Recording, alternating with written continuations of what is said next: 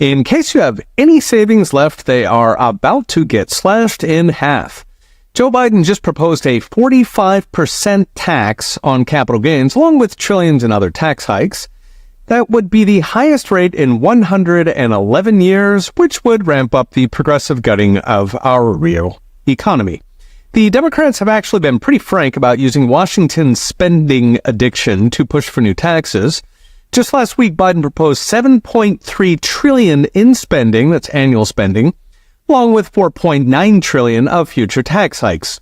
According to my Heritage colleague Richard Stern, that works out to $36,000 in new taxes per family. In case you thought all those sweet little $60 billion nothings for Ukraine, or for illegal migrants for that matter, were free. For perspective, Trump's last pre-COVID year was $4.4 trillion in spending. He had bumped it 5%, a couple $100 billion in real terms, from Obama, but Joe Biden wants nearly $3 trillion more, or a 70% hike. I personally will take 5% over 70% any day of the week. So yes, both parties spend like drunken sailors, but there's sailors and then there's pirates. A recent study from the Peterson Foundation tallied up the $4.9 trillion in new taxes. Most are carefully designed to hide the impact levied on corporate or capital gains or just high-income earners. Of course, every economist knows that corporate and capital gains are passed on to customers, workers, and shareholders' 401ks. Well, the history of income taxes shows that they use the rich to sell the tax, and then they immediately get to work redefining who is rich. To illustrate, when the income tax was first introduced in 1913, inflation adjusted, it only hit those making $100,000 a year at a 1% rate. And then the top rate of 6% hit once you made $15 million inflation adjusted. Now, of course, the income tax kicks in at minimum wage and tops out at 37% plus another 14% if you're in California.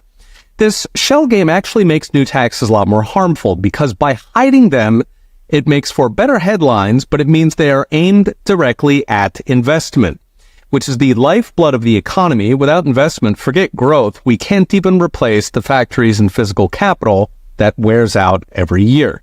So not only are you draining $5 trillion out of the real economy, you're taking it in the single most destructive way possible. You're pulling a tooth by going through the rectum.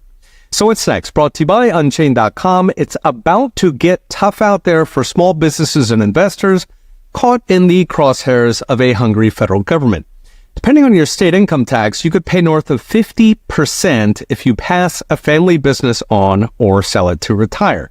Note, capital gains doesn't make any allowance for inflation, meaning if your investments didn't grow at all, if it was all just inflation, you'll still pay 50%, even though you didn't make a penny.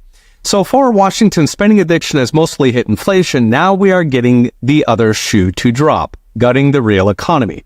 If Biden gets his way, our capital gains tax will be almost double China's, while American companies would be at a tax disadvantage against not just China, but even Europe. In short, we're pawning the crown jewels to feed the addicts in Washington. Okay, we'll be watching. See you next time.